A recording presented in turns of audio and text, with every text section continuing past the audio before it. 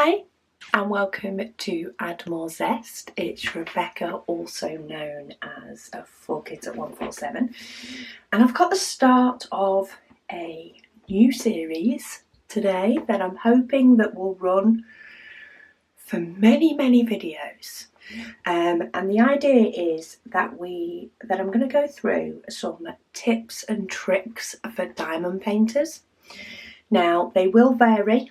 Some may cover things that I've mentioned potentially in previous videos, but more whip and chats, things like that. But it'll just be an abundance, I'm hoping, by the time we're done, of little tips and tricks that may or may not help you with diamond painting. But I'm hoping you'll find more that help you than those that don't. So the first one was mentioned to me by a subscriber. It's not something I've done before, but I do really like the idea of it. Now, many of you will have seen on the small diamond paintings, I do like to work with either these little containers that are connected into 4, or recently I used the little individual pots when I did my June waffle. But if any of you have experienced using these before, sometimes, especially when you first get them, you will find that some are this way round and some are that way round, and there'll be all different ways round, and you'll go and put all your stickers on, and then you'll pick it up and you'll go, it needs to be that way. So this is a tip that a subscriber gave me, and what they have done is they have got a Sharpie or a marker or something. Theirs was red,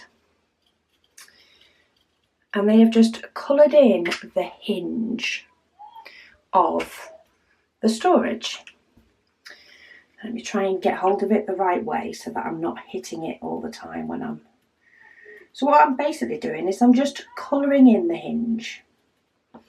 You could possibly put some washi tape across the back, maybe, if that's something you prefer, though taking it in and out of the tub, you may or may not end up hitting the washi tape and it could peel off.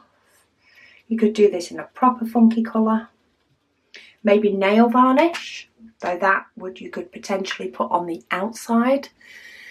So what it is the hinges are now coloured in. So now when you go to do your paintings, you're not going to end up getting Sharpie on you, which you can remove, but you're not going to end up getting Sharpie on you every time you go to open it, which is why I wouldn't recommend doing the front lip. Just because, us diamond painters can be in and out of diamonds if we have confetti. But by putting it in the hinge, it doesn't get in the way at all. And then you would know straight off whether all your containers are lined up the same way. So I think I'm going to do this on quite a few of mine. I'm not going to do them all on the video, but all I'm doing is I'm taking a Sharpie pen, which is a permanent marker, and I'm just colouring in the hinge. In fact, let me see if I can zoom in. This is a tips and tricks. Let's do it in full glory. I do have a rogue diamond in there. Maybe it'll help the camera to focus. But I'm just colouring in the hinge. I'm not even particularly being pretty. To be honest, this probably isn't the best colouring in. Maybe I should give this to a child to do. They'd probably do it better than me. But there is a couple of little ridges in the plastic, and colouring them in, which means they're on the inside, so they're not going to get scratched on the outside every time I put them in and out of my storage. But I end up with little lined up in a row, and as long as all your pots are lined up in a row before you start, you know that you can put your stickers on, because this one should be this way, because it's one of the ones that I turned round before, and just colour it in. And you could just, while away a few minutes doing some very bad colouring in or some very neat, depending on on how you are. You could get a funky colour nail polish and pop that inside, though you might need to leave them open while it dries. Nail polish is a little bit thicker than a Sharpie, but a Sharpie is handy. And then every time you go to get your storage out, you don't end up making those mistakes that I've made.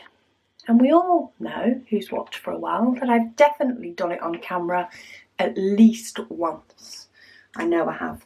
I've probably done it in real life more than that, because I never used to kit up every painting, but now I do. And I actually quite like the look of that, compared to just your normal. It's not unsightly. So that is our tip and trick number 1. Do stay tuned. I don't know exactly how many tips and tricks there are. I am going to keep going until I run out. My goal is to hit 100. We shall see.